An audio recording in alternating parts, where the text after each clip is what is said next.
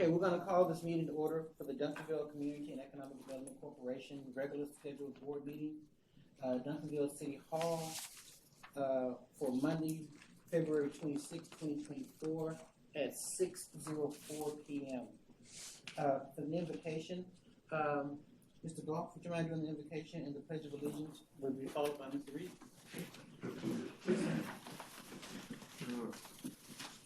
Moment of prayer, let's bow our heads. Holy Spirit, we come to you in prayer as a board of community and economic development, but also as residents and appointed members. We ask for your protection on our public safety officers, our city staff, men and women who help us maintain this community we love. Let us make decisions that improve the economic well-being in the city of Duncanville's economy. We ask these blessings in Jesus' name. Amen. Amen. All right. I pledge allegiance to the flag of the United States of America and to the republic for which it stands, one nation, under God, indivisible, with liberty and justice for all. Honor the Texas flag. I pledge allegiance to thee, Texas, one state, under God, one and indivisible. Thank you very much. First thing on our agenda for this evening, Citizens Public Forum. To submit a comment via email or your comment to be read, the following information is required. Submit a comment by 4 p.m. on Monday, February 26, 2024. Email to jeremiah.brewer@duncanvilletx.gov. Email title, public comment, February 26, 2024. First and last name and address. Jeremiah, do we have anyone for citizens' comments? Okay. Item number 2, receive director's reports. Do we have anything that we want to include in that, Mr. Finch? Not necessarily, but if there's any questions for me, or if you want to have a general comment. Hi, everybody, by the way. So my first official meeting with you for the whole meeting, and I'm sure we'll have some bumps and bruises along the road. But do you want to talk about the department real quick at this point? If you don't mind, I know is Cynthia going to attend the meetings, and she's okay. So yes, for the board's information. City Manager Douglas Finch is our new City Manager for the City of Duncanville. We are in the process in regards to doing a search in regards to finding new director for the Economic Development Corporation. We also have some other moving parts and very fluid in regards to our economic development and public works and public development departments. So, Mr. Finch, if you want to go ahead and give an overview of that, I would appreciate it very much. Sure, absolutely. So, as you know, we had some changes. We wish Gus nothing but the best. He accepted another opportunity, a great opportunity for him. Gus is staying in communication. Actually, I was communicating with Gus yesterday. He very much, his heart cares about the city of Duncanville, and I just want to pass that along to everybody. Gus, before he left, did something that was incredibly helpful. Gus emailed between, I would say, 50 and 75 business owners that he was working with over the last 6 months to a year. And he copied Jeremiah, Cynthia, and myself, and introduced me to them. And we've been picking up and keeping those lines of communication going as much as possible. So while we work through the transition, we are doing a search.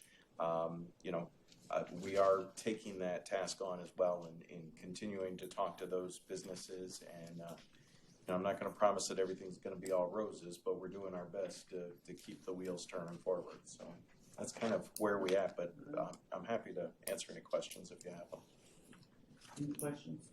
Mr. Charles? So will you be our staff liaison until Gus is replaced? Myself and Jeremiah and Cynthia, we're kind of working at a team approach, and a couple of times I've even had to pull David into stuff. The assistant to the city manager, David Keys, is here this evening as well. But that's one of the things, hoping to talk a little bit later this evening on the agenda about maybe some help on an interim basis, as even taking a look at ourselves and the way we do economic development.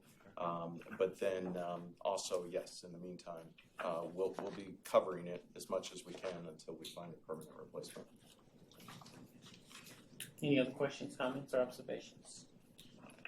That's what I'll take. And I guess I would just share too, economic development is not foreign to me. My previous municipality where I'm coming from, I did a lot of economic development work there. We really did a lot in terms of long-term strategic planning, financial planning, infrastructure planning, which all is basically the fuel for economic development, right? And then once you have those things in place, then you're more apt to attract new business and those types of things. So, very comfortable with it, very experienced with it. So, anyway. One of the things that we've had the conversation about is we understand in regards to that Gus was here and now Gus has went on to another opportunity. But it does not stop the work of this board. It does not stop the work in economic development for the city. There's still a lot to be done, and we're challenged with that. And I've got the commitment from Mr. Finch that he's gonna support us and be our liaison in regards to understanding that. One of the concerns we always had was that a lot of times we have the greatest ideas in the world, and we hear information.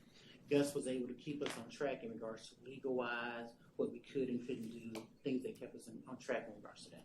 Mr. Finch actually has that experience in regards to keeping us on track with that. He also, again, has already had conversations with the city council in regards to going forward with things that we want to do and making sure that economic development goes forward with us. So that's kind of where we are with that. Any questions, comments, or observations? Thank you very much.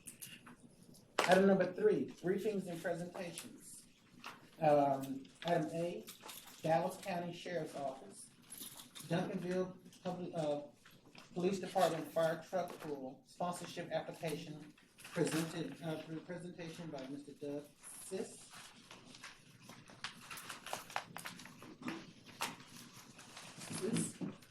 Where do you want me? Wherever you want to be, so wherever we can see you. All right, so I don't know if he's gonna pull up anything or. That's your website with marketing materials, but that's already in the back. Okay. So Under task number 3. Oh, there's nothing here. That's the six. Got it. okay. So what this is Duncanville. When I was at Duncanville as a police officer for 35 years, we did fundraising for Special Olympics. The law enforcement torch run is the largest grassroots fundraiser that benefits Special Olympics Texas or Special Olympics across the world. In Duncanville, we took it on as an event to hold a fire truck pull, and this is going to be our 15th year to do it. First year we had 5 teams participate and raised about $5,000. This year, last year, we had over 27 teams and we raised over $38,000. So this year, our tagline is going to be on it. It's not on the flyers that I have yet, but on the shirts that we'll get done, is actually going to say the world's largest fire truck pull benefiting Special Olympics Texas proved me wrong. Because we're the largest fire truck pull in Texas and have been for the last 10 years, and nobody else raises money for Special Olympics Texas other than us in a fire truck pull. So that's going to be our tagline this year. So we're trying to make it as big and as grand as we can to bring in more teams and more sponsors. And last year at the event, Gus was actually there, and he approached me and he goes, "Have y'all ever tried to get sponsorship from economic development?" And I said, "No, I didn't know we could do that." And so he's the one that suggested I bring this before y'all. And some of the questions where it asked where the money goes and how it's done and how it benefits the city is one on the second page, I guess it would be, where it talks about how funds are overall benefiting. One of the things that the law enforcement torch run does is they set a percentage aside from events, and it's 10% of an event goes back to whatever municipality, city, police department, or whatever raised that money for that local area to apply for scholarships, equipment, training, whatever they need to do.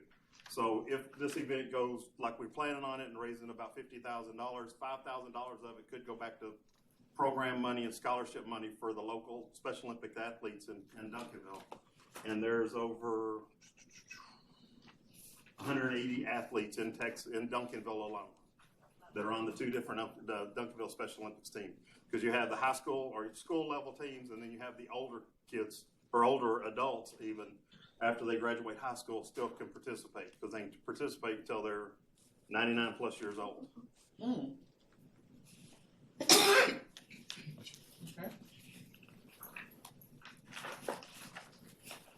That's one thing when I was talking to Gus about this, he kept asking me, and I couldn't figure out a way to plug it in because he said there would be more money and if we could do hotel motel money. But this is a one-day event that we bring in 1,000+ people to the park over here, but we don't put heads in beds. That's the only downside to this event because it's a one-day deal and it doesn't do that part of it. But he said he thought there still might be some possibility of doing sponsorship for it. Okay. People will be here all day long, though. It's a good half-a-day event. We start setting up about 6:30 in the morning to get everything set up. We start registration at 9. We start pulling at 10 o'clock, and usually it's about 2 o'clock to 3 o'clock in the afternoon that we're kind of wrapping everything up.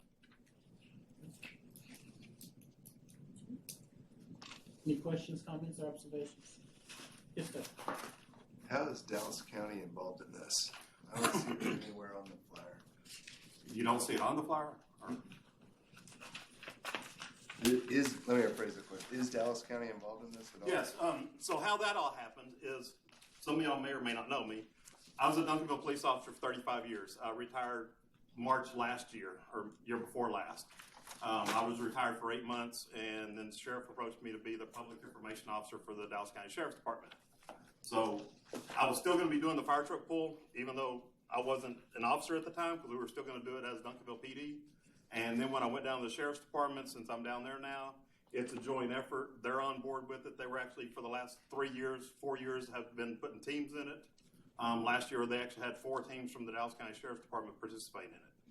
And so that's kind of how we have the dual name in it, because it's still, since I started the event and I'm the one carrying it on and having the contacts and knowing how it all flows, we just kind of made it a partnership with the Dallas County Sheriff's Department and Duncanville Police Department. And so some of the proceeds would go to benefit them as well. If there are some funds, but since it's tagged as a Duncanville event, the money would the scholarship money could stay. Because we do other events throughout. We do golf tournaments, we do polar plunges, we do all kinds of different things, Tippocops, a lot of the other things throughout the county. So those other events in other parts of the county benefit those areas. This one actually just stays here, benefits Duncanville. Yes. On behalf. If the Duncanville teams apply for the scholarship, they can. The odds are, as long as I've been involved in it, if somebody puts in for Duncanville scholarship from a Duncanville team, they're probably going to get it. How much do y'all usually bring in on sponsorships? W&B has been a presenting sponsor for the last 11 years. HBL Wrecker Service last year came on as a large sponsor, and this year he actually is going to be a presenting sponsor. And then we have some of the different level sponsorships, because we have a couple of companies that do the $2,000 level, and then a number of them do the $750. And we have quite a few local sponsors that do the $500 to be a local sponsor. Okay.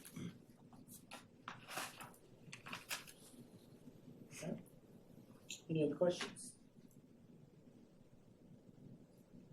Actually, does the board want to take? We're just on presentations right now. The action's not till 6. Oh, yeah, that's true. That's true. Okay. Anyway, thank you very much. That's fine. Item number 4, consider approval of the DCEDC minutes for the regular scheduled meeting held on January 22nd, 2024. I'll move, Mr. President. Second. It's been moved and properly second in regard to the approval of the board meetings from the meeting held on January 22nd, 2024. Except make an amendment to my motion to strike Augustin Garcia from the unit. But he was here at that one. He was here at that one. Yeah, no, but he's not going to sign off on this thing. He's not going to sign it. Somebody else has Somebody to. else has to sign, correct. And make an amendment to my motion to approve the minutes, and then giving direction to the city manager to strike Augustin Garcia and replace with the appropriate staff member to sign off on it. Oh, it's the signatory, okay. It's a You're talking signatory. about, who was present, gotcha.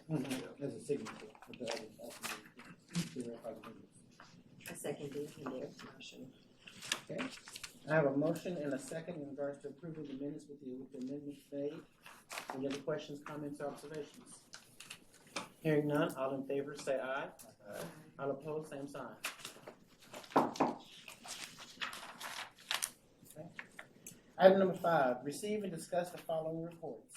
DCEDC monthly budget report for February 2024. B, city sales tax and use tax comparison summaries for February 2024. C, Duncanville Fieldhouse Sports Facilities Financial Status Report for February 2024. And D, Main Station Duncanville Limited Partnerships Monthly Financials for February 2024.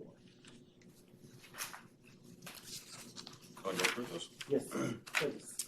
So I believe it's under tab 5, and I apologize, just put a cough drop in there now. But tab 5 here has your monthly budget, financials, as well as your sales tax. Specifically with regard to sales tax, you notice sales tax is down just a little bit for the time period. It's about the 5th page in. It's the one with the green, specifically for, if you look at the top, it says Economic Development Corporation on the very top of the banner. That tells you the sales tax specifically received for the Economic Development Corporation. So it's down about 4%. We are exploring that a little bit farther. We've been having some communication with the comptroller's office regarding that. I do just want to make you aware that that's down about, about $50,000 or so, approximately there. Then following that, you have the income statement from Options Real Estate for Main Station. You see the results there. And I'm going through this pretty quick. And then the Field House, and I know that you've in the past had some questions about Field House, so I'm happy to discuss that with you guys now if you want, or if you want to do it later, or if you want to ask questions about any of this stuff. Happy to do that. I actually would be more comfortable if we discuss that later. Okay, fair enough. I do have a question on the sales tax. Our year over year for, or the city's year over year was 2% last fiscal year. Is that why y'all are exploring why we're down 4.3% Yeah, in February? I think I know that there's some extenuating circumstances that I can't go into at this point, but basically the most recent sales tax report for overall for the city is down about 15%, and I think it relates possibly to some legal matters relative to something instead of sales tax.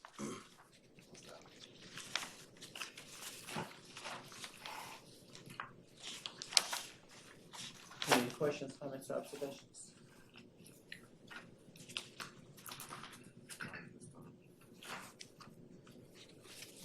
Item number 6, discuss and consider possible actions regarding sponsorships for Dallas County Sheriff's Office, Duncanville Police Department Fire Truck Pool. Excuse me, Chair. We do need a motion. Do we need to accept it? Yeah. I'll make a motion to accept the following reports.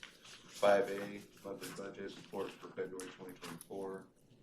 5B, city sales and use tax comparison summary for February 2024. 5C, Duncanville Fieldhouse Sports Facility Financial Status Report for February 2024. And 5D, Main Station Duncanville Limited monthly financials for February 2024.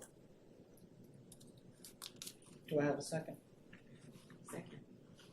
Okay, it's been moved and properly second in regards to receiving the reports as mentioned. Any other questions, comments, or observations? Hearing none, all in favor say aye. Aye. All opposed, same sign.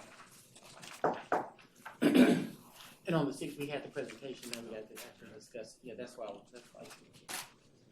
Discuss and consider possible actions regarding the sponsorship for Dallas County Sheriff's Office, Duncanville Police Department Fire Truck Pool. Do we want to discuss it, or we want to take it into executive session? I'd like to take it to executive. Motion that we table this for discussion in It's been moved and properly second in regards to we take item number 6 into executive session.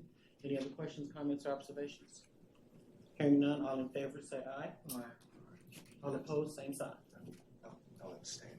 Okay, we have one abstaining vote. All in favor? Oh, I got that, okay. Okay.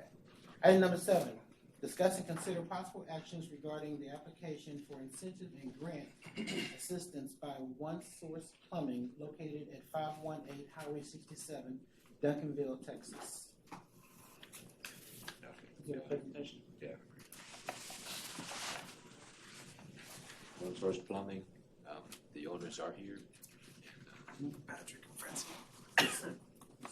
Building a new plumbing shop. The building size is 4,075 square feet. He gets incentives for the construction of the new commercial building development. This is the site plan that's been submitted to the city. And then kind of additional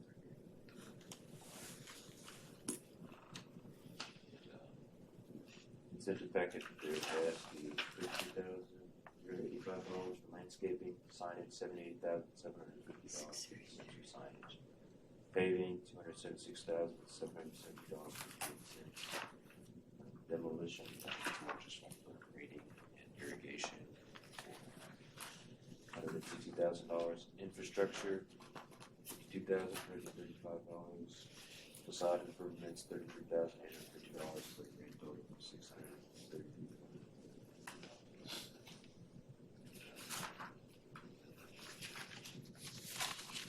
You get a appraised value of $90,400, and then there's investment with also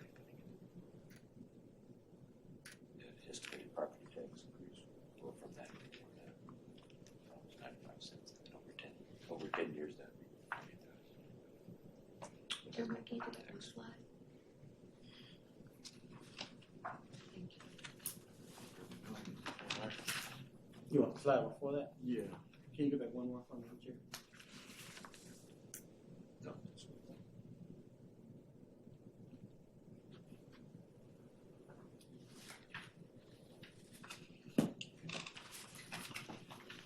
the owners are here if you have any questions. Is there anything that you'd like to say on behalf of the project? Or do you have any questions for the? I have a question. Yes. They need to state their name. I need and you- address for the record. Please state your name and address for the record, please. Patrick Figueroa, wife Francine Figueroa, both owners of One Source Plumbing and Air. Address is 518 East Highway 67 on the service road. What's the total project budget? It keeps going up and up, of course. I'm at about 1.3 million for everything turnkey, I guess is the best way to put it.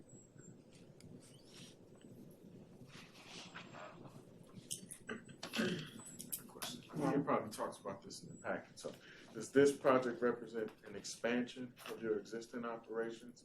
And then, secondly, how many net new full-time jobs would you anticipate with this expansion project? Definitely an expansion for us because we right now office out of DeSoto and about 1,500 square foot building. So going up to 5,000 is going to bring a lot more employees to our office from dispatch, warehouse. Of course, we're always trying to get young adults into the plumbing and HVAC world of it, which over time you get credentials for it and a license. Right now we're at about 25 employees. And we're looking to at least double it once we have the signage and everything going because we already have a big base in Duncanville presence with a lot of people. We've actually even done your buildings here in the last couple of years. Are you gonna be keeping the office in DeSoto, or are you gonna shut that one down? Oh yes, definitely shut it down. It's a rental. So we're excited to eventually get in it as soon as possible. Right now we have about 16 vehicles, and we're looking to easily double that once we have more visibility, of course. Say it again, I'm sorry, how many? 16 work vehicles, and they're all professionally wrapped and done with our logos and information on it. So, do your employees take the vehicles home, or do you leave them outside? They take them home. So you're not gonna have any other trucks here overnight? We probably might have one or two like delivery trucks, but with tools in them, no. It's just, they try to, it's easier, the fastest way they try to get in, we try to keep them away from letting them do that, so we won't have any on the parking lot. Yes, sir, Ms. Walker. So, with that proposed site, do you have it under contract? Or you already own it, closed on the property? The property itself, yes, we own it. Okay, so I know he showed your site plan and front elevation. Do you have the necessary zoning, to meet the development regulation for that proposed site based on what you're proposing to do? Yes, sir. Good. It is, it will be open, it'll be a little bit different, open for retail. That's why we changed a lot of the front of it to give it more detail and a nicer look for the city. But the doors will be open, people will be able to come in. I'm planning to set up like water heaters so people can see how they work, toilets and so forth, anything that has to do with our. That's what I'm saying is, do you feel that if you had funding in place, you could go get a building permit, or do you still need to have some entitlement work done, for lack of a better term, like zoning, permitting? No, You got water everything- sewer that can support your operation? Yes, everything's already been completed. Thanks. Yes, sir. Any other questions? Thank you, sir.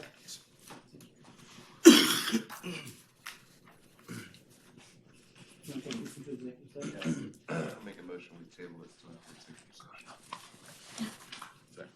It's been moved and properly seconded, Returning Carson taking item number 7 into executive session. Any other questions, comments, or observations? Hearing none, all in favor say aye. Aye. All opposed, same sign. Mr. Chairman, just real quick, I just wanted to double check. I was just looking it up relative to the possible donation of a gift. Going to executive session, I had to real quick research Texas open meeting law and Texas closed meeting law. Specifically, section 551.073 provides a governmental body may conduct a closed meeting to deliberate a negotiated contract for a prospective gift or donation. So I just wanted to clarify, if you could please, that was part of your motion to move that to executive session. Yes. Thank you, sir. That's Do we need to make an amendment? No, you're fine. Item number 8, discuss and consider possible actions regarding the application for an incentive and grant assistance by Project Flat located at 202 West Central Street, Duncanville, Texas 75116.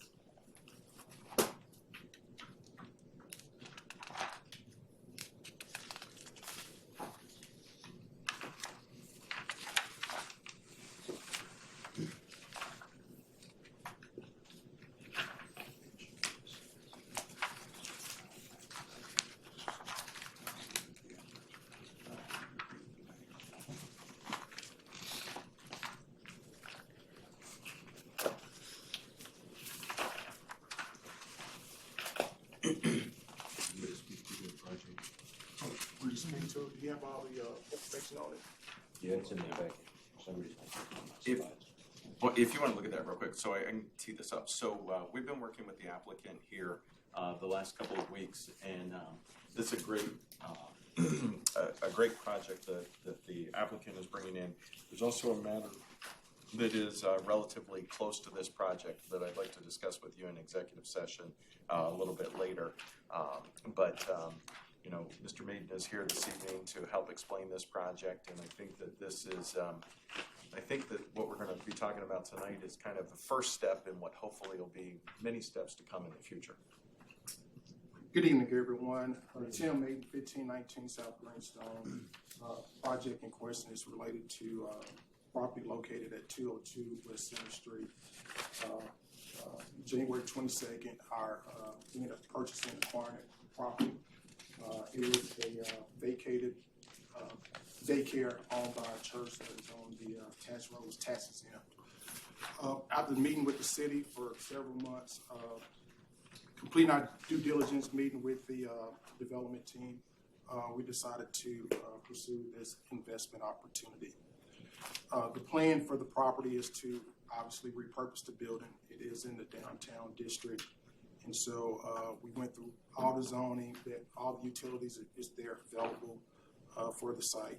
The goal is to re-facade, do a facade improvement, repainting, which is already underway right now. We're going to white box a few spaces so when we have prospective retail tenants so they can go in and help design their floor plan.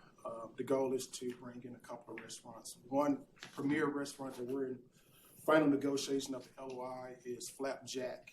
That is a pickleball term. And so what we're looking to do is to convert that space into a family-oriented restaurant, both indoors and outdoor dining with pickleball courts. So make it an attraction for the city for residents and their family to come out and participate there. We have in lengthy conversation with another restaurant group that would take the in-cap and a long-time dental office that need to expand. They wanted to relocate. So we're in lengthy discussion with them. So anyway, the purpose of this deal is a couple of things. When we, during the course of meeting with the city, there were some things, some restrictions, or some code things that we had to bring the site up to date. Obviously, this building was built in the late 1980s, and so everything was good at that time. But now, because of the modification of some of the really dealing with the fire, we have to do some amendments to the site. The first is there's a if you look at the survey, there's a fire hydrant right in the middle of the parking lot that we have been instructed that have to be moved over. So we have to tear up the parking lot in order for us to gain occupancy for prospective tenants. Also, a turnaround for the fire truck. We did go out with the fire marshal and visit with him to try to figure out were there any kind of accommodations, because it appears as if the fire truck can turn around, but they was pretty adamant that we have to put in our hammerhead at the end of the property for the fire truck to maneuver and get out. Obviously, that was an unanticipated cost and nothing to do with the site that we acquired, but really a requirement from the city. So in the proposal, we're requesting some assistance, which we've already started doing anyway, with finishing out the exterior improvement of the site. Also to repave the parking lot to do the extension hammerhead and have to tear up the parking lot to move over that fire hydrant. We also wanted to do some landscaping of the site. Obviously, we want this to be a premier attraction for the residents of Duncanville. Again, we have some renderings of Flapjack. They're very excited about the opportunity to go there. One of the things that we did not include, but I don't know if we have to come back a little bit later, is we have talked to two pickleball court installers. Each court is about $30,000 to $40,000 to put a pickleball course there, but it's going to have good lighting, covered patio for eating, and I think it would be a good amenity to the city of Duncanville. Are there any questions concerning there? And that's a rendering of how it would look. So it would be 4 pickleball courts. We're going to reface the front of the building, put some Aaron Roth linings, railings, so people can eat indoors and outdoors. So definitely a good opportunity for the city. Right now, again, it's no sales tax. We get property tax and sales tax off of that property. So, any questions? Any questions from the board? What's your timeline for opening? Yeah, so we've got our contractor here, so we've already started the repainting. They should be done by the end of this week, so it's going to look totally new for us, the exterior.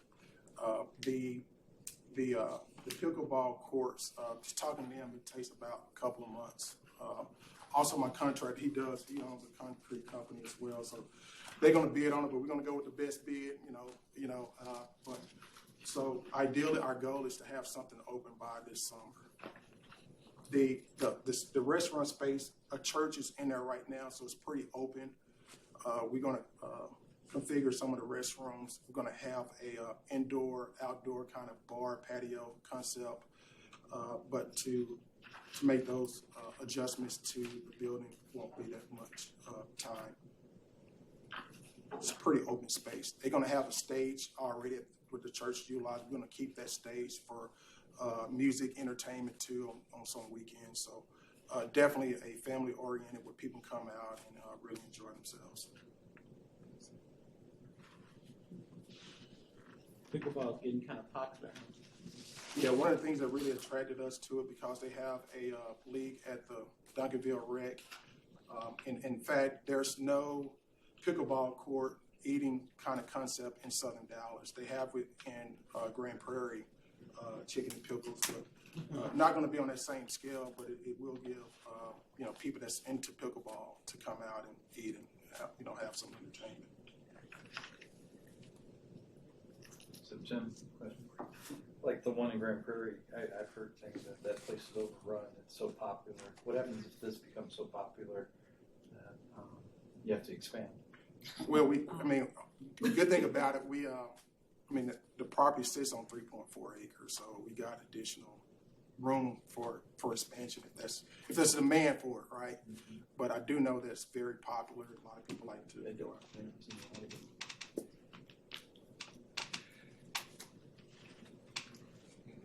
I don't know if this would be, we'll discuss it later in executive session, but it seems like on some of the renderings you maybe show what would amount to a second phase of this larger site, maybe this being a catalyst. Is it appropriate? I think maybe I even saw some density housing, townhomes. Yeah. Complement that. Our focus right now is to repurpose this building. We do have extra excess land there. We're trying to debate the final use for it. I will say we did downtown zoning do permit both a mixed-use development. So there's an opportunity for a mixed-use development opportunity.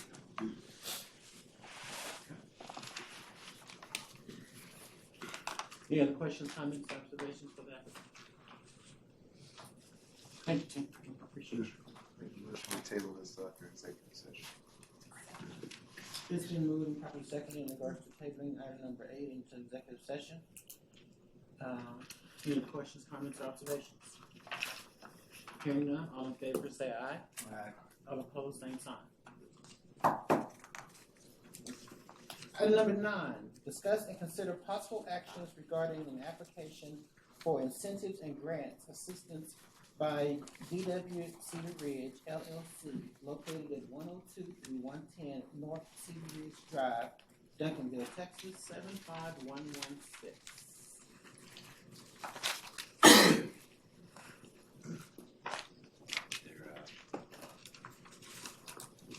They're asking, project scope, DW Cedar Ridge, they're asking for $103,747 to accommodate additional tenant improvement, policing commission bonds, and costs and other things.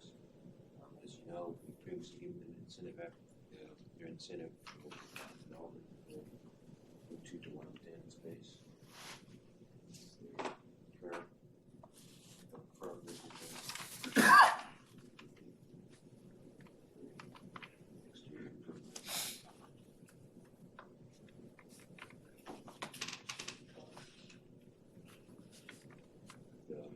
Mr. Walters is here. Yes.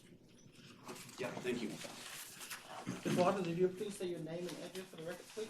Sure. Will Walters, I'm with US Realty. We are the owners of DW Cedar Ridge, owns the property at 102 to 110 North Cedar Ridge Drive.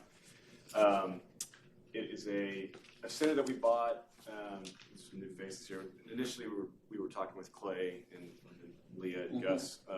So just to catch everybody up to speed, we purchased this back in, I believe it was August of last year.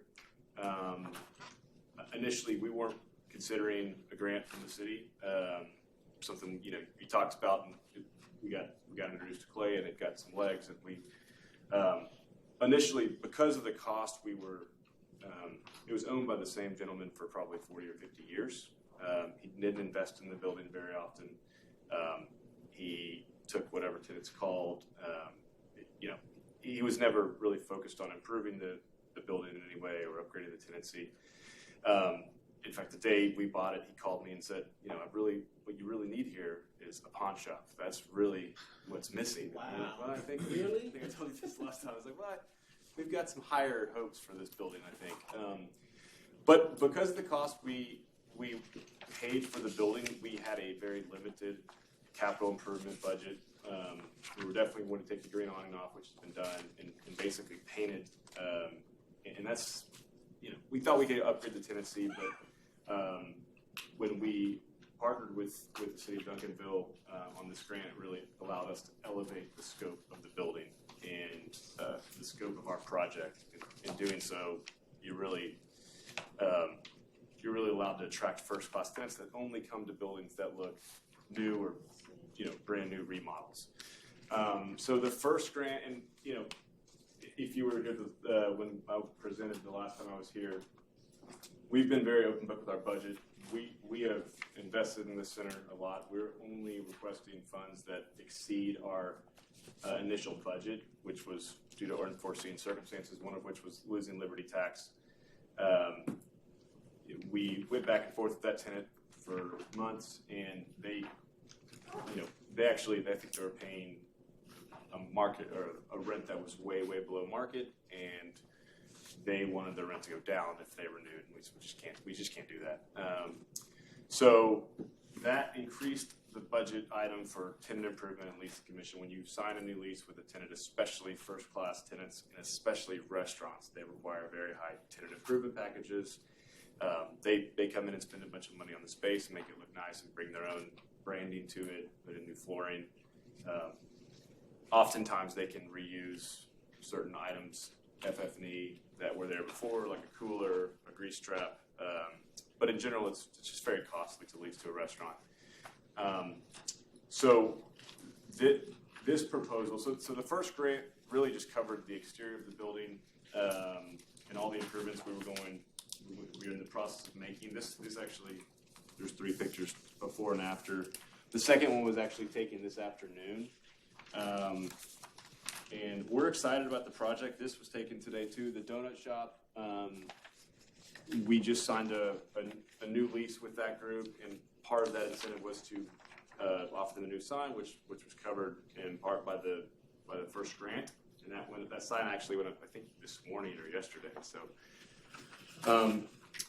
it looks good, in my opinion. So we're excited about this. I think there's a significant shortfall with regard to bringing high-quality tenants in with the amount of tenant improvements they're requesting and the associated lease commissions to pay the brokers that represent these restaurants.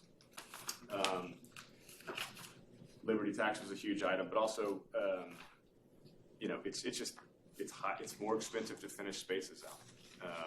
Cost to finish the spaces out. Those tenants they're struggling too. Their costs have gone up significantly in the last 5-10 years to build spaces like this out. So their TI requests go up. When we had an initial meeting about this with Gus and Leah, I think the idea was they responded positively to it. I think his request was, listen, I think the board would respond favorably to this if you, in exchange, you were able to lease to 2 really quality restaurants.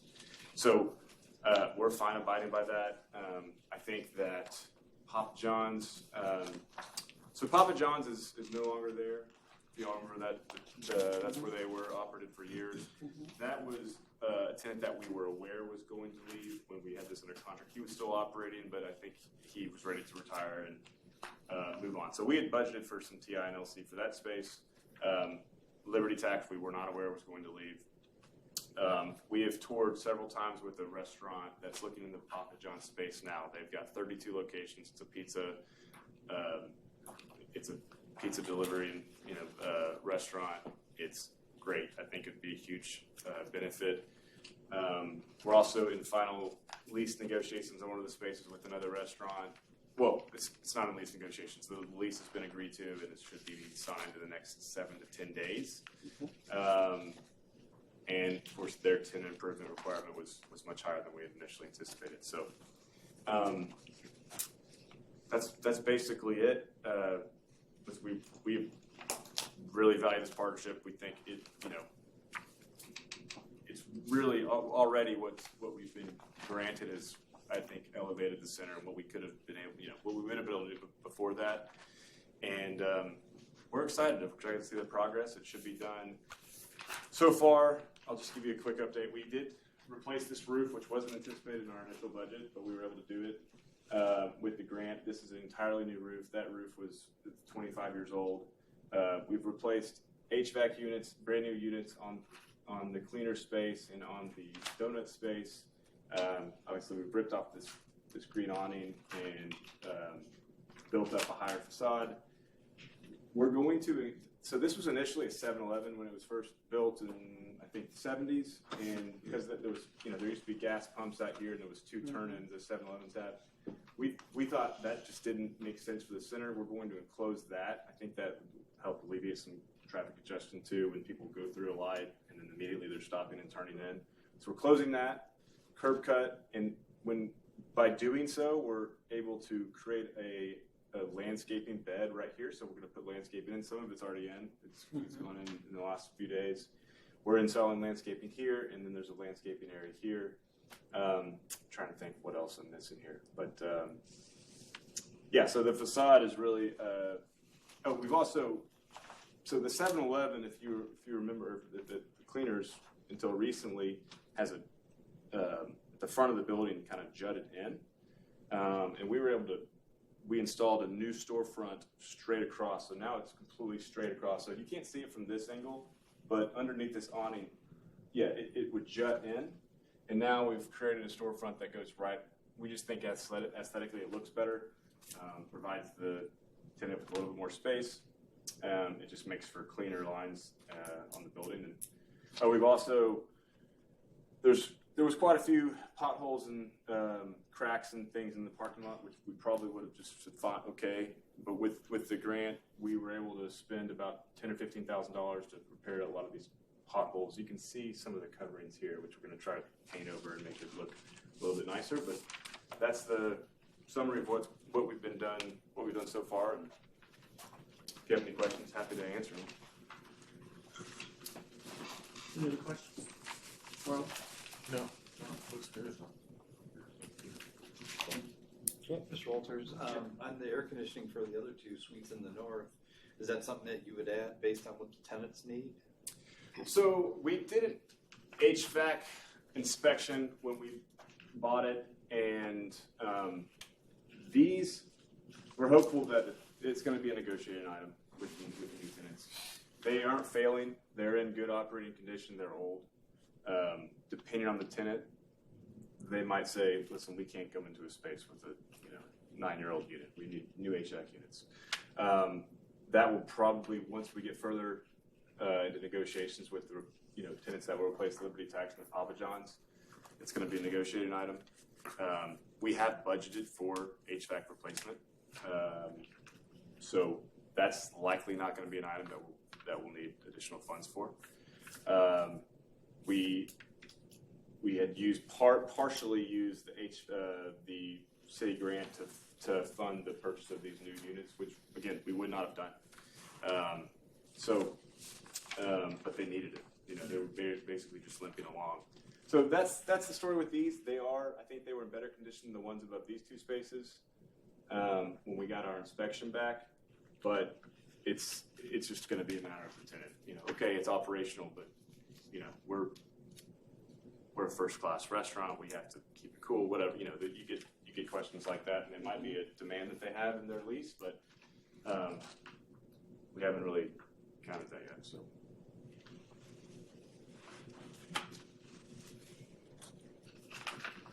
any other questions?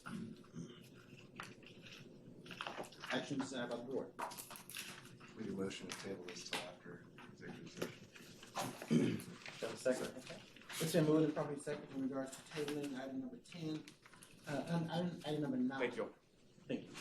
Item number 9, going to executive session. Any questions, comments, or observations? Hearing none, all in favor, say aye. All opposed, same sign. Item number 10, discuss and consider possible action regarding an application for incentive and grant assistance by Project Blend, located at 103 North Cedar Ridge Drive, Duncanville, Texas, 75116. This is for Project Plan, for the Smoothie King. We'll be leasing the property at 103 North Cedar Ridge, 100. The building is these 200 square feet. Currently, that's 250,000 into the property. The project's still behind paying 20,000 financing. It's really just for what we have for the drive-through. And then the grand total as 100. The applicant is here to speak on it. How's it going, everybody? My name is Skylar Blacknall, 103 North Cedar Ridge Drive.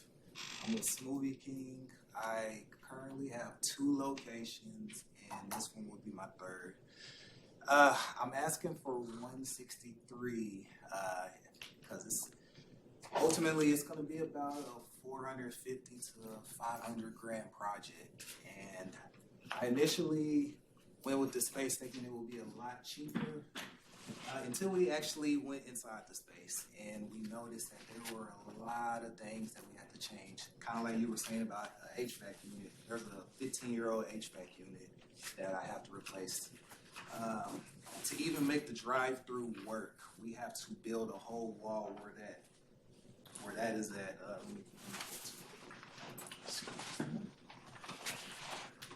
In order to make it work, we have to build a wall right here and cover up that window.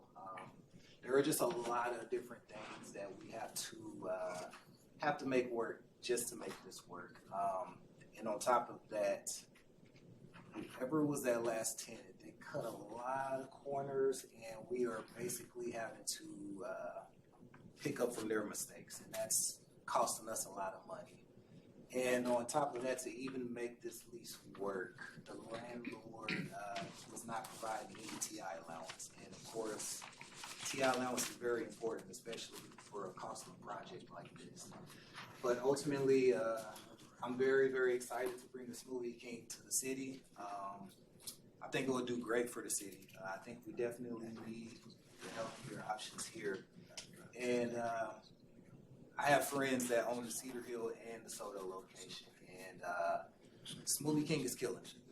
The DeSoto location is a top 5 in the nation. The Cedar Hill location is a top 30 in the nation, and that's without a drive-through. The one on Wheatland, that is a top 50 location. So all I can say is Smoothie King is a huge brand, and I think it'll do great, great things for the city of Duncanville.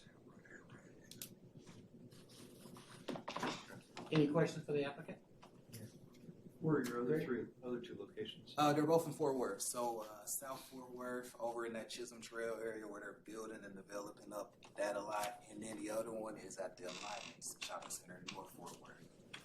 But being born and raised in Duncanville, this has always been a dream of mine to bring something to the city. So yeah, the lease is pretty much already negotiated. Hopefully we're hoping to sign that lease here hopefully by the end of this week, maybe next week. But I know some of you might know, but this has been a long, long process trying to get this in Duncanville. I was talking to Gus for a few years, and every time we thought we had something, it fell through. So we had to do a lot to even get this, but we're finally making it happen. I know we kind of were talking to you guys. Yeah, at some point I think there was some new we were most kind of going on. talking to you guys, but so we were trying to do a whole bunch of different things just to try to make it work, especially with a drive-through, because drive-through makes a huge difference. It really does. Does DeSoto have a drive? Yeah, they have a drive-through. And the gap between DeSoto and Cedar Hill is crazy. Another thing just about drive-through, just being in the restaurant business and anyone else in the business knows, drive-through, with the climate that we're in, ever since COVID, drive-through is everything. People don't want to get out of their cars anymore. So that's just what it is. So I definitely am happy that we got this location. Great. Sure. So this is a franchise for you, correct? Yes. And then I would assume Smoothie King has a distance between stores Yes. that you guys can't be too Correct. close, Correct. or there's something. Yeah, no, so it's definitely a population radius. That's where you can have your locations at. So, but I don't see Smoothie King putting another location anywhere near. I know they're opening up one in Red Oak as well. And I know they're trying to do Lancaster as well. But as far as anywhere else in the area, I don't see them putting another Smoothie King anywhere close. Honestly, I think Wheatland is too close, but it's still a distance. So I guess I'm gonna go the opposite direction. Smoothie King won't have a problem with you putting it there. Oh no, not at all. Okay. So I've already signed my agreement. Everything's pretty much already done. My architect already did the layout for the store. All of that's already approved. So yeah, as soon as I sign that lease, we're pretty much ready to go. I know the landlord is pretty much, he's going to court with the previous tenant for the daiquiri shop, and he is pretty much almost at that eviction rate. I think they have about another week for that, but after that, we're ready to go. And what's your timeline after? Hoping early summer. You know, there's always things that happen, but that is the projection, especially since it's already somewhat established. It won't be as hard versus just building from the ground up. So hopefully by early summer, this project should be done. I already have my equipment ordered, which that's the huge thing, because that takes about 11 to 12 weeks. But I already have that ordered. I already have everything lined up. I already talked to my sign guy. I already pretty much have everything lined up and ready to go. Any other questions, comments, or observations? Actions of the board. Make a motion to table this till after the executive session. It's been moved properly seconded in regard to tabling item number 10 to go into executive session. Any other questions, comments, observations? Hearing none, all in favor say aye. Aye. All opposed, same sign. Item number 11, discuss and consider possible actions regarding an extension for a development agreement with the Charbars located at 606 South Park Road, Duncanville, Texas, 75137. Remember our Charburgers was worth BCC here.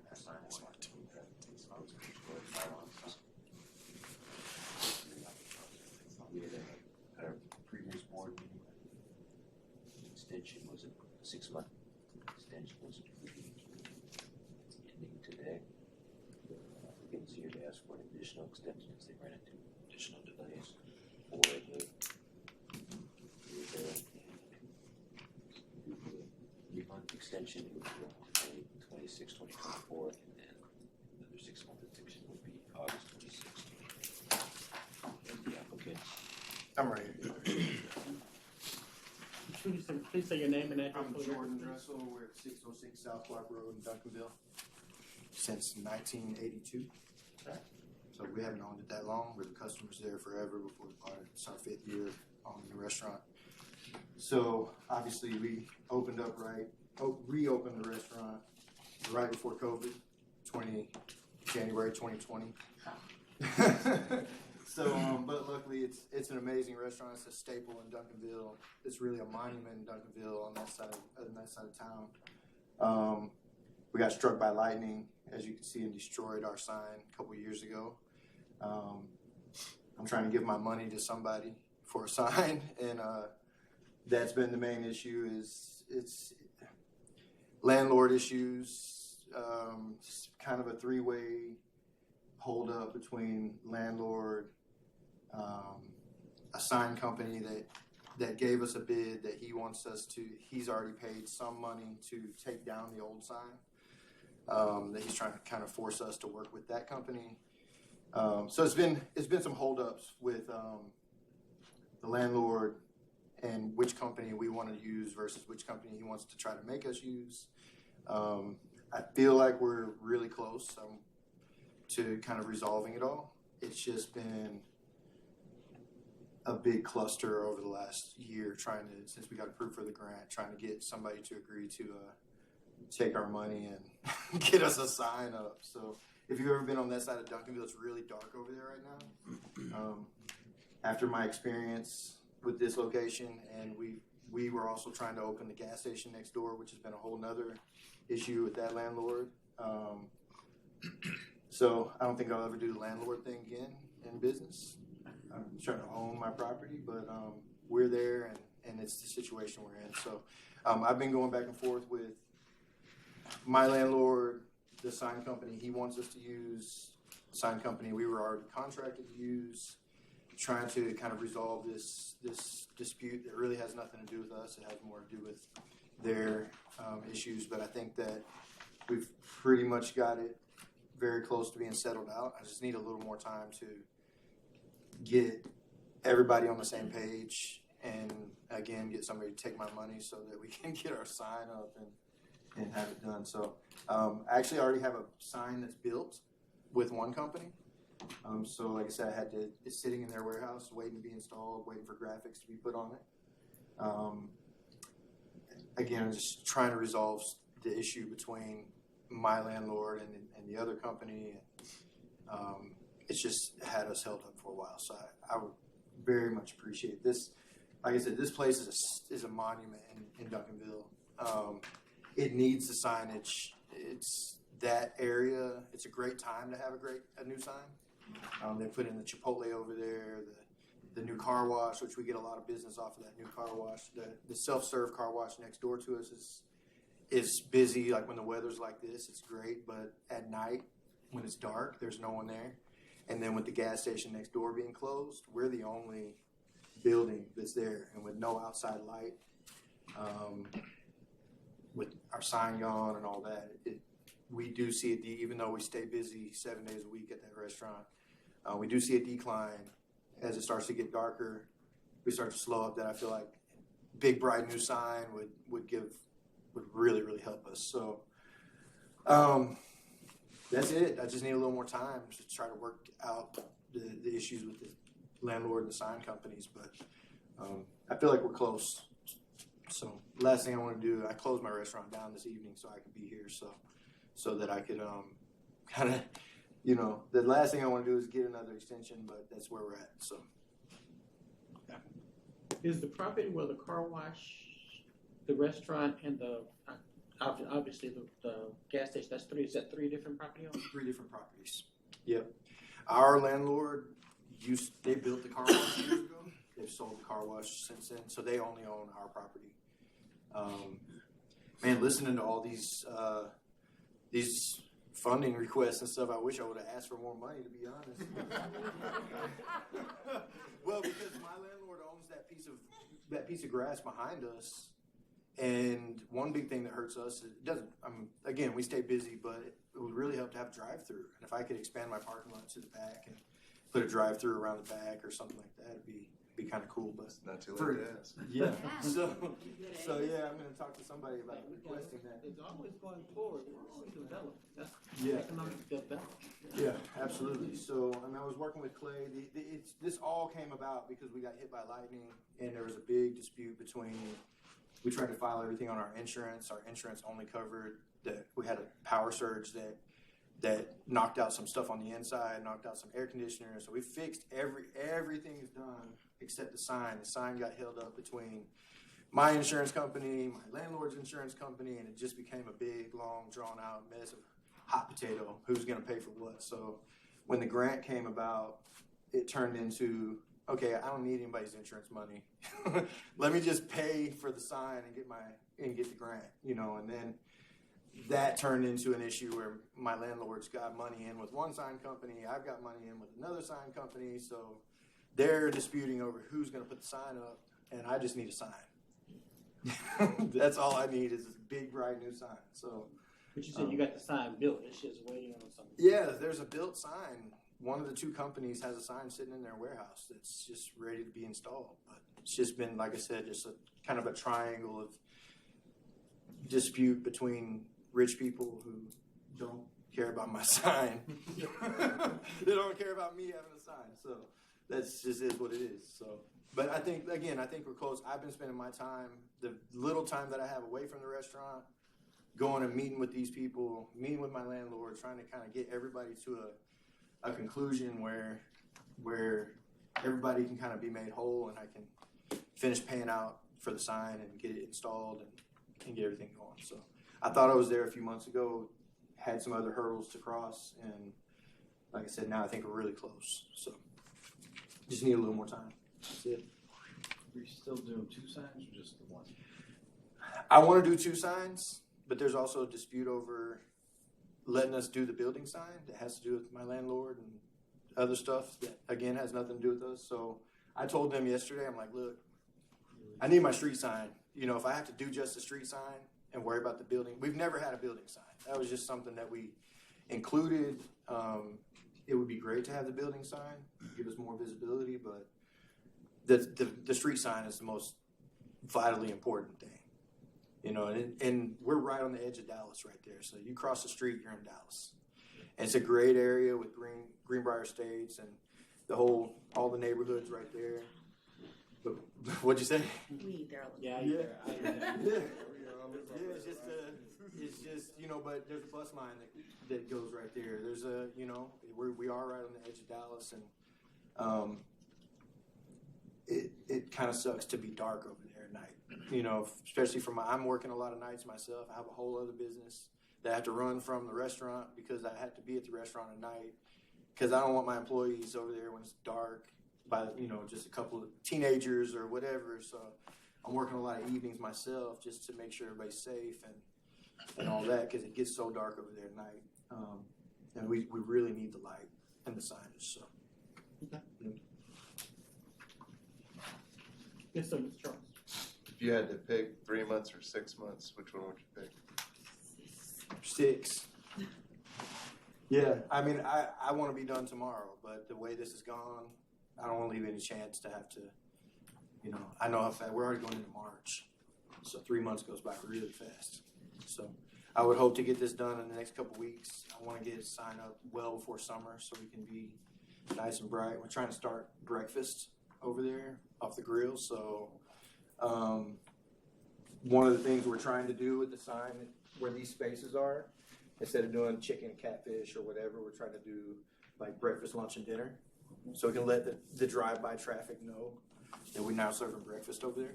So there's no breakfast on that side of town unless you go through the McDonald's drive-through or something like that. There's nowhere to sit down and have breakfast. So. Yep. Any other questions, comments, observations? Okay. Actions of the board? Make a motion that we extend our development agreement with Havard Charburger located at 606 South Clark Road, Bentonville, Texas 75137 until August 26, 2024. And hopefully way before that. From my perspective. It's been moved and properly seconded in regards to the extension of the Havard agreement until August 26, 2024. Any questions, comments, or observations?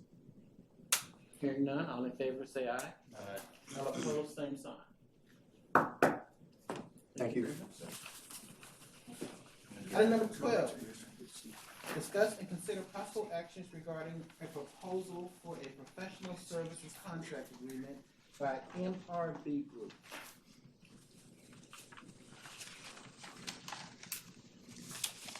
I didn't know if you were gonna pull something up. So I've actually, let me just kind of set this. So, you know, obviously we've been going through some transitions here with our economic development office, and one of the things that, well, there's a couple of things to kind of set the stage here. One of the things that I've been picking up on is, you know, the question of, is there is there a clear direction between both the board and the council and the staff, making sure that generally all the fish are swimming in the same direction, is how I would say it, just generally speaking. So I reached out to a contact that I've worked with for many, many years in terms of economic development and municipal government and all kinds of different things, and asked Matt to provide a proposal. Matt Horn is here tonight. He flew down to be with us tonight from New York to talk to us.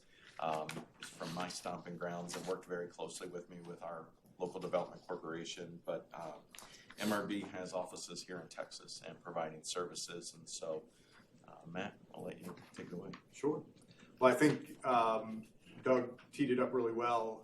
You know, one of the and listening to all these great projects tonight, just a lot of great things happening here.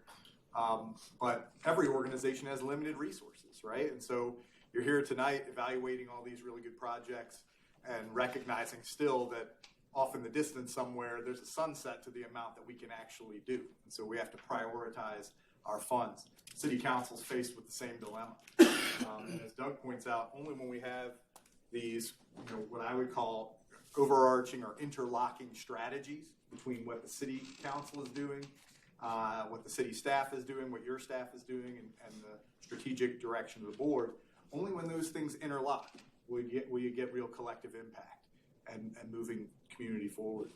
Doug mentioned I've worked in local government myself for about 20 years. I've got a team of about 20 folks, all of whom come direct from local government. And so we've all worked in the trenches in City Hall, Town Hall, Village Hall. And one of the things I know after 20 years in local government is great places don't happen by accident, right? If you think about really fantastic places that you've been, up to and including Duncanville, the great parts of your community happened because you put thought into it. You were intentional about decision making. And so what we've proposed here at Doug's request and in conversation with your staff is what we think is the first step toward interlocking strategy with your city council, intentionality with your local government partners. It's effectively, this first phase is really an organizational assessment, meeting with and surveying leaders such as yourselves, the city council, key city staff, key community stakeholders, asking them questions about their vision, your vision for Duncanville, and where you want the community to head. Well, what we're looking for there is alignment, right? We're looking for places where your vision is overlapping so we can attack that. But no vision can really be fully formed without a solid foundation of data. So we want to make sure that we share with you a market analysis that level sets what everyone understands about the demographic and market realities here in the community. And then from there, just an assessment of the tools that you have in front of you. Do you have what you need in terms of staffing, in terms of resources, and in terms of local economic development, community development infrastructure to get the job done? So the report that we would propose to deliver would provide you with a synthesis of what we heard from local leadership. Where are their overlaps? Where is their departures? And what we think is a good path forward given current market conditions and what everyone's vision is for the community. And then recommendations on how you might structure your organizational approach. It's good timing. I mean, nobody wants to see staff turnover. That's difficult no matter what, and particularly again with all the stuff you have in front of you. And I'm sure this isn't any different than any other meeting that you have. So each month you've got great projects coming to you. You can't afford to be without staff for long. But while you're having some of this turnover in leadership, it's a good time to press pause, level set, get a good understanding of where we're going to go so that we make sure we make the right hire to get us moving forward. Happy to answer any questions. So a lot of I hear a lot of the receiving information. Yes. Looking at information, talking to people. What about implementation? What are we looking at in regards to implementation? Yeah, where do we go from next steps? Right. So the organizational assessment is going to give you what I would say is a 3 to 5 year roadmap of steps you need to take with respect to the organization to move forward down the path. Ultimately, you know, Doug and I were speaking today. I mean, ultimately, you've got a comprehensive plan that's a bit dated that could use some update. You've got some priorities, some priority areas that City Council and others have shared with Doug that could use some updating. You've got, I heard a lot of references tonight. I'm so heartened to hear questions like readiness, the planning and zoning infrastructure, all of those things. Are those built to serve the business community? And so there's a lot of items under the hood that need to be explored further. With this first engagement, and Doug and I talked about breaking this up into two parts. What this first engagement does is finds the challenges, right? Here's where the issues are. And then we would propose a second step if you found our work to be valuable in that regard, which is a full-on implementation plan. This initial stage will give you a 5-year checklist, things that you need to be looking at.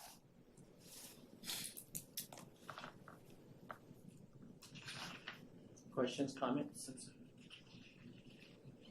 I guess I have one. Sure. So who are some of your previous clients? So in Texas, most recently, we completed the Comprehensive Economic Development Strategy for Central Texas Council of Government, CITCOG. We do strategic planning. Right now, we're working in Coryell County and a couple of other communities on strategic planning, which are larger, more comprehensive community plans. What I shared with Doug initially, and what this is the first piece of, is the most recent one we completed was for Florence County, South Carolina, who was looking at a similar situation, some turnover in their economic development leadership, and really before they made any kind of key critical hire, they wanted to make sure they knew who they were looking for. And so we created a comprehensive economic development strategy for them to help them in their recruitment as well. Matt, it may help the board here too, just to share a little bit about your and my experience uptown and all the things we've done economic development. Sure.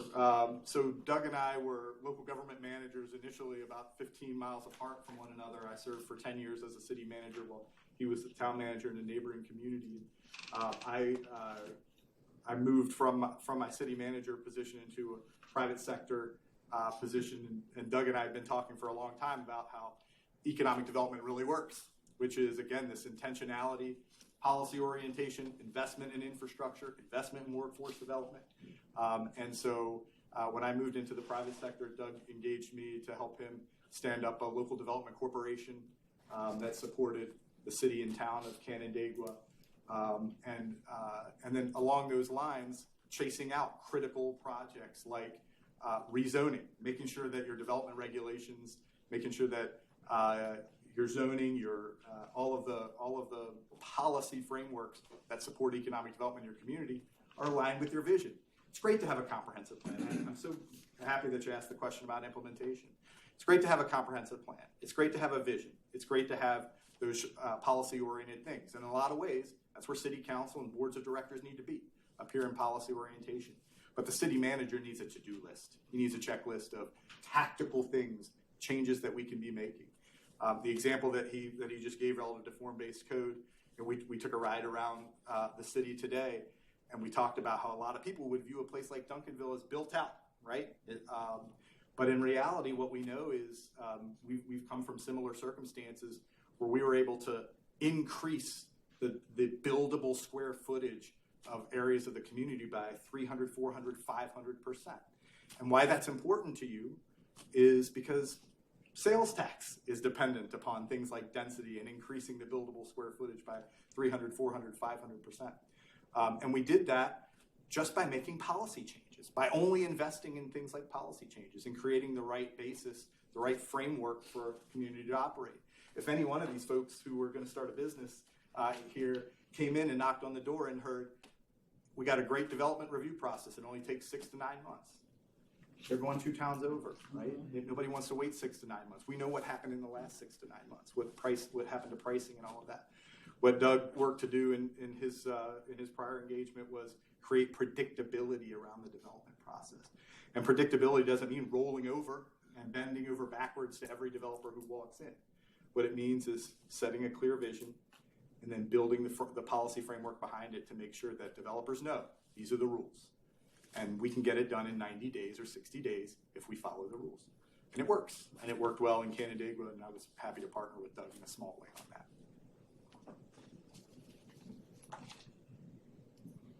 Any other questions, comments? The other thing I'll just share with you real quick, Matt didn't touch on it, but MRB Group is a very large group, what, 500 employees or so? 200. Okay. Little You're smaller. chasing. You're getting there. We're getting there. You're getting there, right? But I would have just nodded, but we're on camera. but that includes architects, engineers. It becomes a one-stop shop, so that if there is something we have to flush out, we can use their services for that too. So Yeah, that's one of the things that I really enjoy about working with those folks. As a local government practitioner myself, the idea of having to chase around, the answer from 4 or 5 different organizations, or worse, having someone deliver you a strategic plan or a strategic framework that doesn't consider things like infrastructure, that doesn't consider things like development standards. There are plenty of economic development firms out there, but there are very few that are as integrated as ours. Charles? I have a question. I don't know if it's for you or if it's for our city manager. What is the end game for the report that comes out of this? Is it to telegraph to our candidates what we want, or is it to what is the end? I'm struggling to understand where we're going with this. I think it's less, and Matt, you jump in here too, but I think it's less for the candidates, honestly, and more about internal. Is the council and the board and the staff all in alignment, right? What would the council like to see in terms of economic development priorities? And then what would this board like to see in terms of economic development priorities? And let's focus on those instead of going all these other different directions. And so I think that's the nucleus of this, as well as taking really a look at our current organizational makeup. Do we have the resources we need? And telling us whether or not we have those resources, telling us what we should be looking for in terms of candidates. One of the things I can tell you that we're not doing a very good job with is business retention strategy. That's something that Matt and I have worked on, and I'm sure that would be in the report and different things, in addition to creating new businesses and bringing new businesses in. So. I think that's the most critical piece here is, again, limiting focus. So what we want to be able to do is to deliver you a strategic framework that says, these are the priority areas that we need to be focused on over the next 5 years, as opposed to, and it does telegraph to candidates, is this the kind of community I want to work in? It telegraphs to applicants, is it worth my time going in there? Should I even go in and apply? They're prioritizing these areas versus these areas. And I think it telegraphs to the development community that you're being very intentional about how you want to see Duncanville develop. So the actual deliverable, the framework that you will have at the end of this, will be an organizational assessment. Here are the resources you've got. Here is your current organizational framework, and here's where you say you want to be. What do you need to get there? Question for you, Doug. What vacancies, if any, do we still have in our public works department? Meaning at the director level, civil engineer? Because it seems like we've had those parallel voids of staffing. And, Gus's departure, yes, economic development, but also development services. And in another parallel track, public works. Right. So when I see organizational strategic plan, that triggers me. Well, this is going to be bigger than just the economic development staff, because those components are important if we're going to really get these development proposals to the finish line. I'll share with you, I was sharing with Matt this afternoon, one of the things that I did, the first couple of weeks that I was here, I started meeting with council members and staff members, and then as fast as I could, I started meeting with businesses in the community. The number one complaint for businesses in our community is our permitting process. And that they don't want to come here or they don't want to stay here because of our permitting process.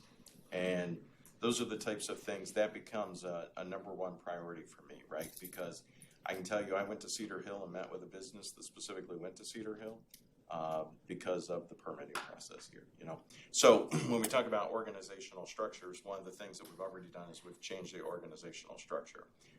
We've broken apart what was a very large department under Gus. It was all of development services. The building official, for instance, now reports to David. Planning and zoning director now reports directly to me. neighborhood services reports to David, and then I'm working with economic development. We're trying to break that up so that we can have more involvement in really understanding of what's happening, and have that really coming in directly to city administration. Another big piece of this, I'll tell you, is fire inspections, and we're actively working on that without getting into a lot of information. But the other thing I would say is communication, and even the software that gets used for the permitting process, right? The council, the other night, we briefed the council on some financial needs to really get the EnerGov system up and going. And the council was very supportive of that for us to get that up and going. That is one example that I can tell you that I've seen where already here in the time that I've been here, where one department's not talking to another department because of a lack of communication, which then negatively impacts the applicant or the business that's trying to come here. And then Matt has worked with me through that process before. We've done a lot of that work together. Additionally, what I would tell you, going back to answer your direct question about Public Works, is yes, there's vacancies. There's a lot of vacancies. We're currently doing a search for a Public Works director. I'm hopeful, based on the candidate pool that we have, that we'll be able to move forward with something pretty soon on that. Good luck. Yeah, thank you. I think that's a tremendous observation. These pieces all fit together. They can't work alone. They can't work in silo. Any other questions, comments, or observations? Yes, sir. What market data do you use? We use a pretty deep base. We use CoStar, MC, Esri. Those are the three biggest data packages that we pull from. And then we also, those tend to try to pattern census data, but we also just look at raw census data. The challenge, as you know, with raw census data is it's particularly the 2020 census. It's a little bit flawed. One of the reasons we like working in communities like Duncanville is we can ask folks, check us up on this development. So in addition to the packages that we use, CoStar and so forth, we do also rely on local building permit data, valuation data, that kind of thing.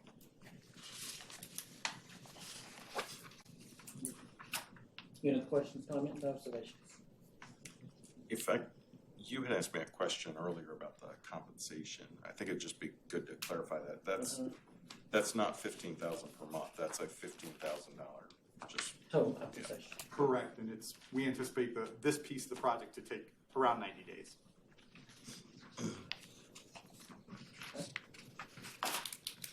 Actions of the board, pleasure of the board. I'd like to take this to close. I'll make a motion to table this until after closed session when we can discuss it. I'd second. It's been moved and properly second in regards to taking item number 12 into executive session. Any other comments, questions, comments, or observations? Hearing none, all in favor say aye. Aye. All opposed, same sign. Next, item number 13, we're going to conduct public hearings on the following items. Public hearings, anybody who wants to speak pro or negative against any of the items that we've actually discussed tonight. Item number 8, item number 6. Open of the February 26, 2024 CEDC agenda, DPD fire truck pull. Is there a motion to open a public hearing? It's been moved and properly seconded in regards to opening up a public hearing for the DPD fire truck pull. Anybody wants to speak positively or negatively in regards to that? Hearing none, entertain a motion to close. So moved. Second. Do I have a second? Moved and properly second in regards to closing of the public hearing in regards to item number 8. All in favor say aye. All opposed, same sign. B, item 7 of the February 2026-2024 DCEDC agenda, One Source Plumbing. Make a motion to entertain a motion to open a public hearing. So moved. It's been moved and properly second in regards to opening up the public hearing. Anybody want to speak positively or negatively in regards to the One Source Plumbing? Oh, all in favor say aye. Aye. All opposed, same sign. Any other comments that we haven't heard in regard to One Source Plumbing? Hearing none, entertain a motion to close. So moved.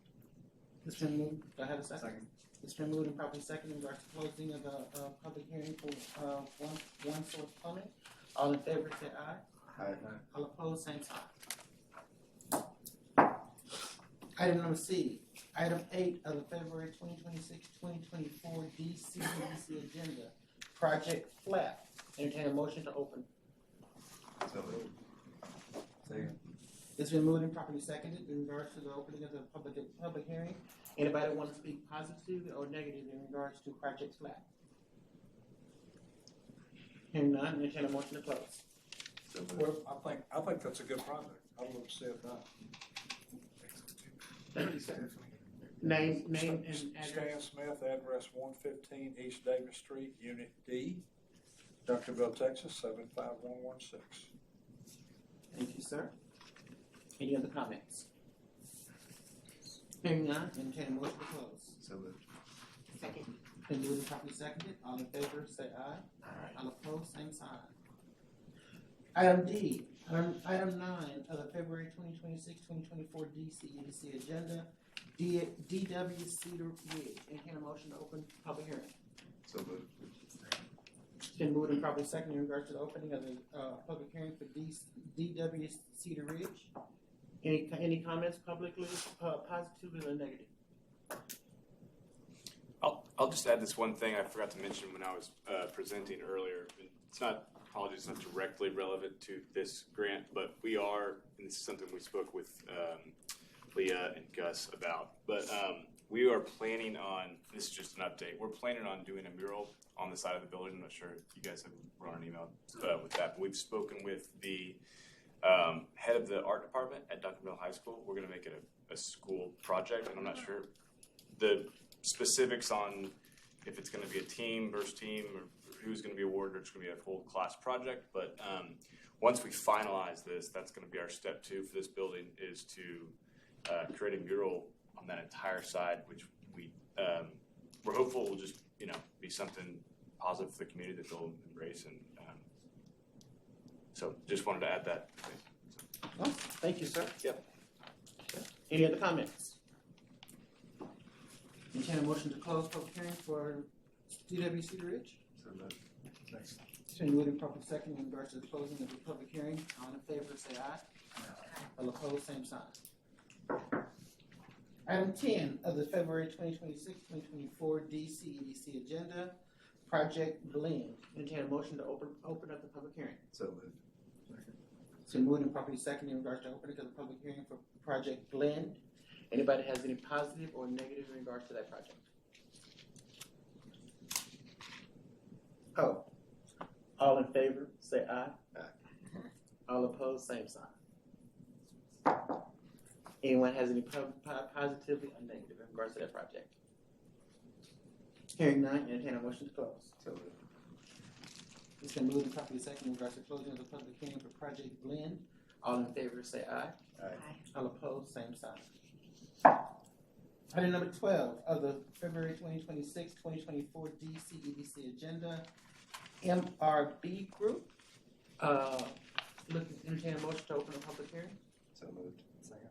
It's been moved and properly seconded. All in favor, say aye. Aye. All opposed, same sign. Any additional comments in regards to MRB Group that we haven't heard yet? Hearing none, entertain a motion to close the public hearing for MRB Group. So moved.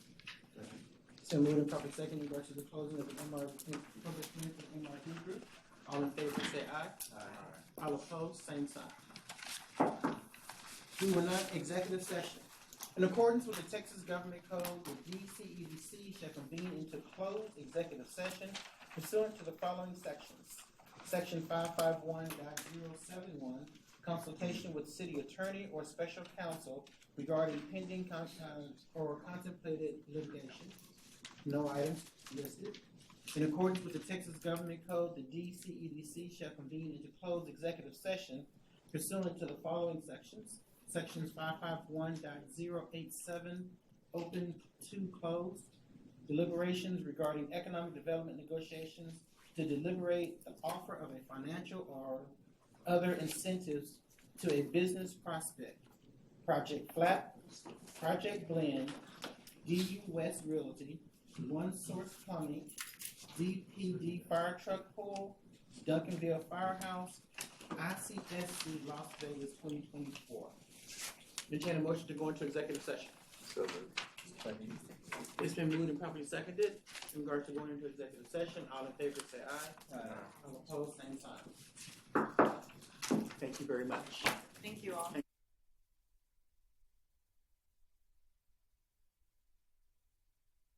Amount of $246,450, $55,000 for paint, $8,000 for landscape, $12,250 for signage, $16,200 for facade, $45,000 for demolition, and $110,000 for infrastructure.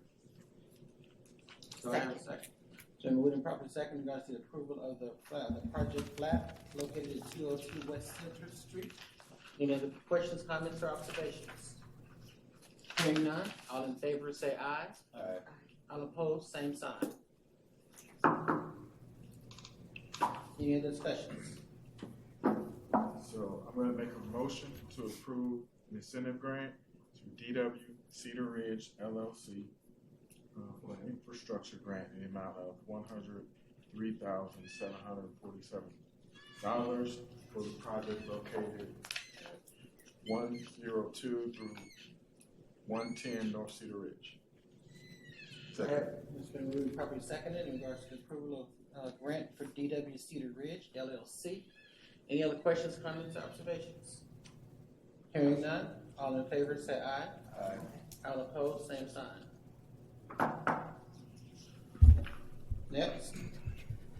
I move that we approve an application for incentive in grant assistance by Project Blend located at 103 North Cedar Ridge Drive, Duncanville, 75116, in the amount of $163,000, itemized as $8,000 for paint, $20,000 for landscape, $25,000 for signage, $20,000 for facade and architectural, and $90,000 for demo redevelopment and reuse grant. Second. It's been moved and properly seconded in regards to the approval of the Project Blend grant. Any other questions, comments, or observations? Hearing none, all in favor say aye. Aye. All opposed, same sign.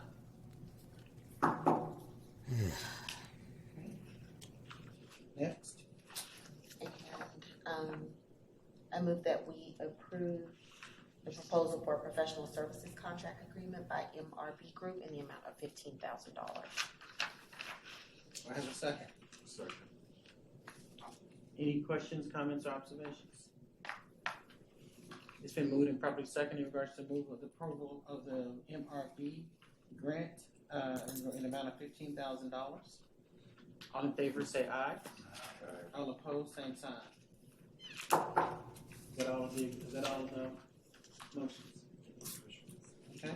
And I do want to make sure, and also in executive session, we discussed the property purchase of a property that's going to be here in Duncanville. The Economic Development Board will meet at a special meeting on this coming Thursday at 8 a.m.